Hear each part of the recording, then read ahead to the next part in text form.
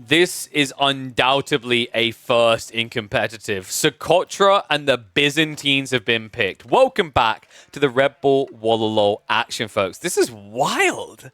Dude, what a crazy day. On this day in the tournament, we've already seen Zhu Ji picked on this map, which is crazy. And now, to add to the funkiness, we've got Louis MT back up against the wall with his opponent on match point, pulling out the Byzantines on a completely unexpected map.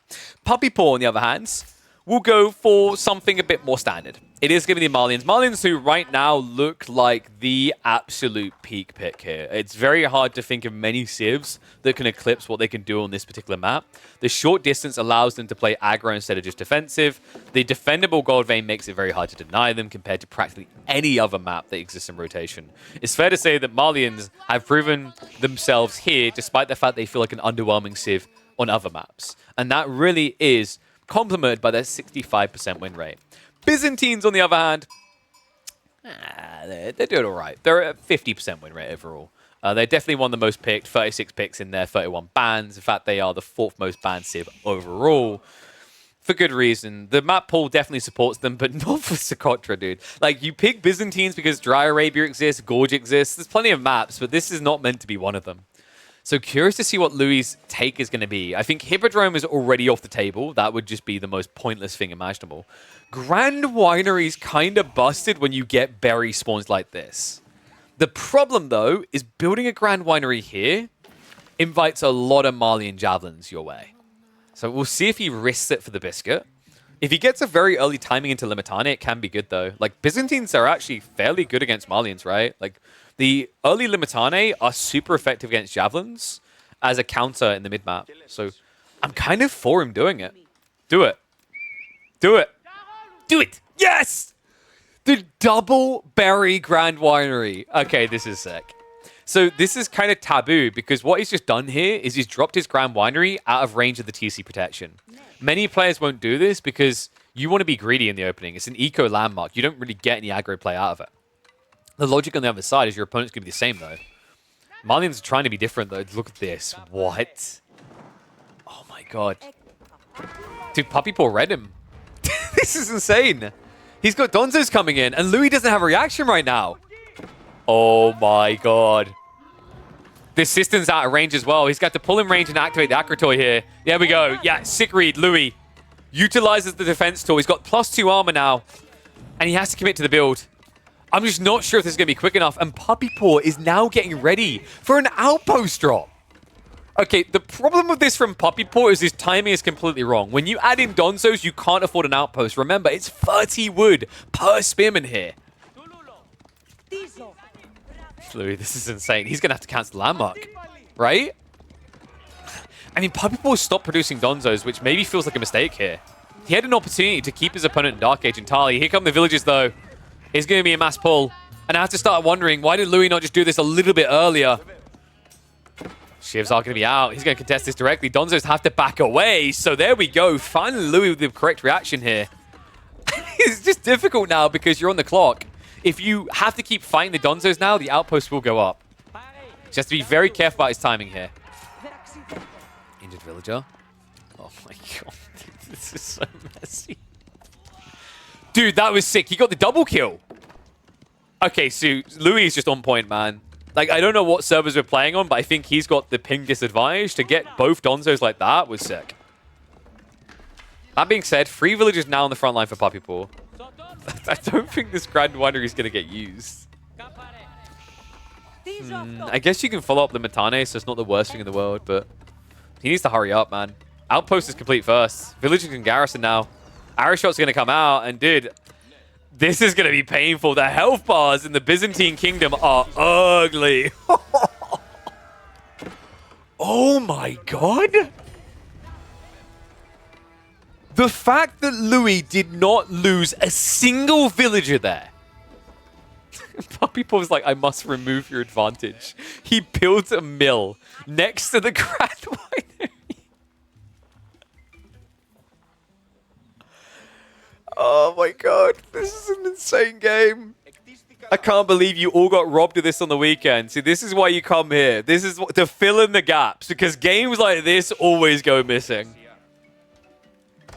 Louis. Now I'm going to get the Limitane. A strong defense here, right? Like, Limitane can clear all this, guys. Double racks at that. Like, Louis is feeling pressured. Remember, Limitane have shield walls, so this outpost won't do much damage, even with 3 villagers garrison inside.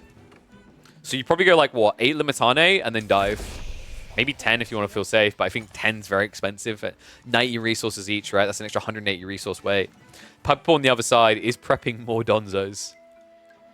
I can't believe this, dude. What an insane series. I'm so glad that these two are delivering an absolute banger. And so creative about Puppy Paw. Like, you know, I've got to give him a lot of praise because I don't think he gets enough credit for this. Puppy Paw really has evolved back into that aggressive form. You know, for a while, I think he played more into a kind of hunkered down mid-game format. And he worked on perfecting that. But now that he's happy with where that state of the game is at, in this feudal meta, he's fully embraced what it is. The full proxy base now. Archer range built on the front line. Aristotle's coming in. I'm wondering if fortification would have made more sense here, though. I mean, he definitely should have been able to get the stone together, but I guess the Mansa ticks just take a little bit too long here. And wait, we've got a villager pool. Puppy Paw's going for it. Like, he's full all in on this. Akratoy. No! No, Louis! Wait, is this better? Remember, guys, the Akratoy stops the villagers from using torches, so you end up doing less damage. But he's done it. By God, he is taking control. Louis MT with 7 Limitane, able to clear out the Donzo. He forces a cancel on the archery range, and Puppy Paw now in peril here. The villager pool has ruined his economy. He has no food income right now.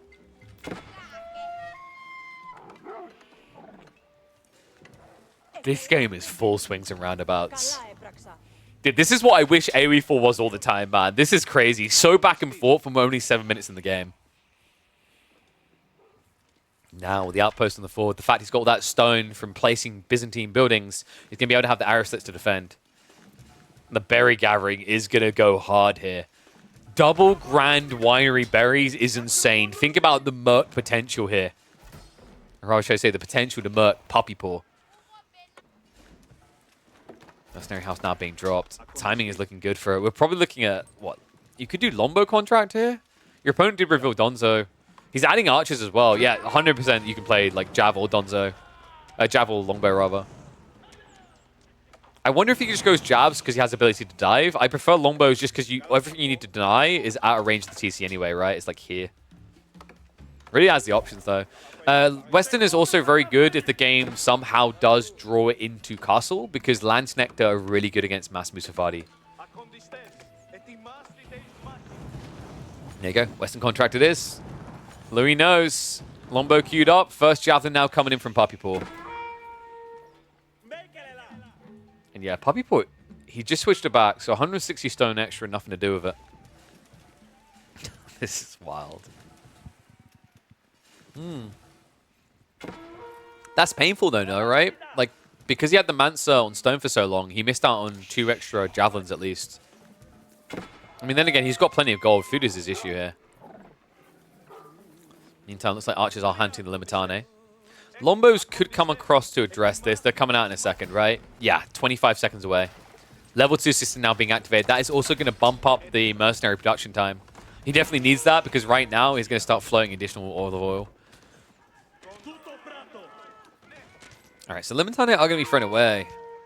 He's still got a second line of reserve, which is really important. If your opponent's going Javelins, Limitane is really what you want here. Because the logic is Lombos outrange Javelins, so for Javelins to counter them, they have to run into the Lombo's range. But then if you frontline with Limitane, it means your opponent is basically running into spears. And these Limitane are really bulky. 100 health, they don't die quick. They're actually a decent matchup against the Donzos. It also sucks now that you've built Donzos, right? Building Donzos against Lombos is an absolute nightmare. It's what you want to avoid at all costs. Now diving in, though. It's like there's been some idle time on the Grand Winery. Villagers still shuffling away. Yeah, Javelin's proving a nuisance here. Louis needs to get the Lombos in position. Limitane also in shield wall formation means they're slow to arrive here. So villagers, looks like 1 is going to go down. Might be 2, actually, if Puppy Paw is optimal. He is indeed. Okay, so nice chip damage done there. That's now 3 worker kills for Poppy Pool. This was to be expected, though, dude. I don't know how Louis didn't lose a single villager building the Grand Winery, but I'm not surprised he now loses 3. Remember, the health bars in his economy are terrible. Blacksmiths was prepped, but Louis hasn't sent a new villager over. This is a big deal. Lombos with the Steeled Arrow. Also, the Undermesh on Limitane is insane in this matchup. So he needs to rush towards it. And he has got the Conscriptio to accelerate that, by the way. It's just look how tanky this Limitane is. 3 volleys to get that kill from 7 jabs. And that's best case scenario. Like, Louis doesn't want to lose Lombos. It's very important to reach critical mass here. Because it's not easy to replace, right? It requires olive oil, and you have to wait long stints of time to get the production out. Byzantines is very much about surging, and surging is a very potent thing in the current meta.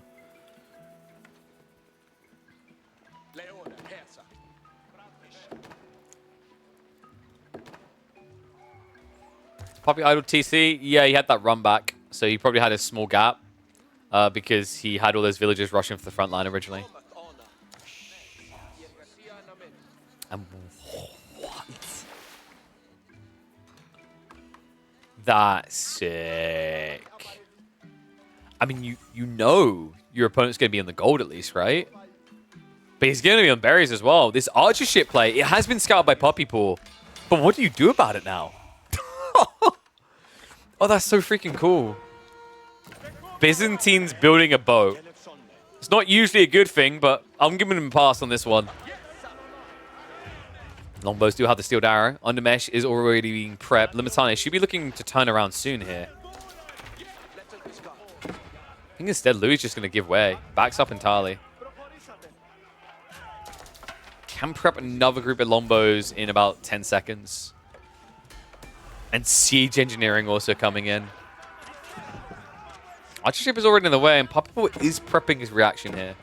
I think he scouted that it was an archer ship, right? I think he did get a glimpse on that before backing away. It's really important because if he, goes archer ship himself, he's going to get idled on his eco. Because Byzantine's archer ship can just ignore you, right? But if you go sprinkled ship, you can kill him very quickly.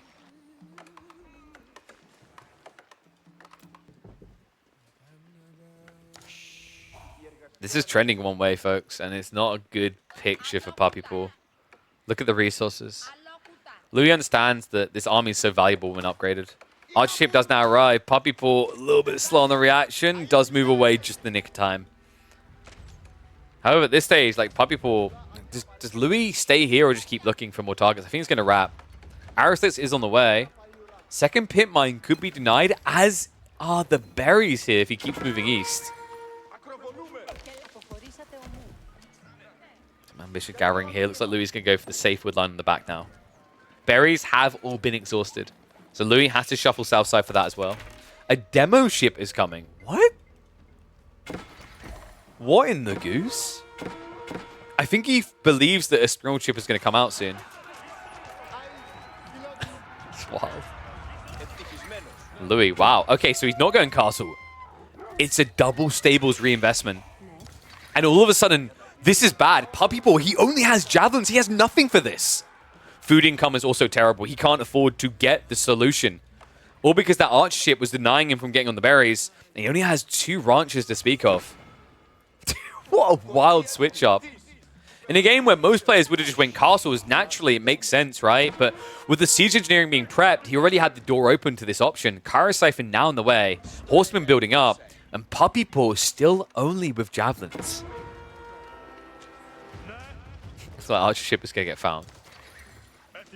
But he moved away from the dock, right? So he doesn't have the coastal navigation to gap close anymore. I'm not sure if that... Okay, so here's the thing. I'm not sure if that boat play completely paid off for Louis, but it's not too bad because his opponent also invested right with the canoe. Oh, she's now moving in. Villagers. This is not looking good. Poppy Pool. He's getting some arrow slits ready. Steeled Arrow tech is now coming in, but it is still only mass javelins. Ram is also starting to move north. This does not die quickly. He has less health, sure, but if you're wasting time attacking that, you're done everything else. Movement comes in, Horseman. Close the gap. Poppy Paw not able to move away whatsoever. A burn down on the outpost. In the meantime, the Lombos move in. And we are going to be seeing a game number 4 here. It's undeniable. Louis MT takes control. Oh my god. From the way this game began to the way this game began. A back and forth affair, but Louis able to now get one on the board. Puppy Paw just doesn't have anything to work with anymore. His food is abysmal. He doesn't have access at this point. Villagers have been hemorrhaged. He's now 10 plus behind. And what a way to get here. The start of the game looked like Louis was going to be several villages behind. I don't think anyone could have predicted this as the end outcome.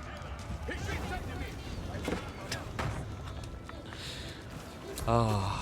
Still back up against the wall, but you know what? It inspires confidence that with his back up against the wall like this, Louis done something so wild. That Grand Winery placement was so greedy. The reaction was so uncomfortable, but the outcome, so desirable.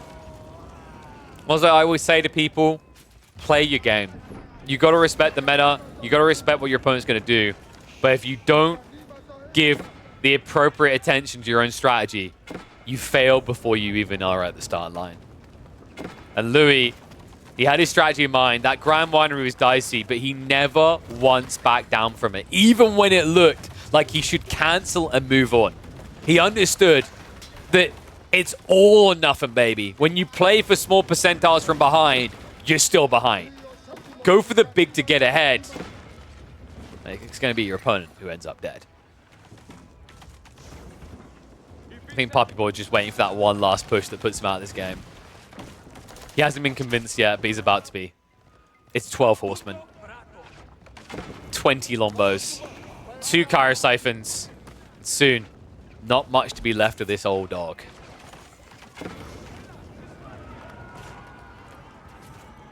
These deer, dude. The amount of times he just keeps accidentally misclicking them. Commitment now in, though. Horseman chasing to the base. Puppy Paw hoping defender's advantage will be good enough here with the arrow slits to assist. But villagers running out to the tree line. Lombo's going to take advantage of that. More eco down, and now 20 villager lead for the Byzantines. And the Javelin's mostly cleared up here. We're getting a game 4. Louis keeping the Chinese dreams alive in that upper bracket run for Red Bull Wallow. But this series still far from over. All right, let's hit the fast forward. I don't see how the hell you ever get out of this now. Louis would have to full on A-click the TC for 2 minutes.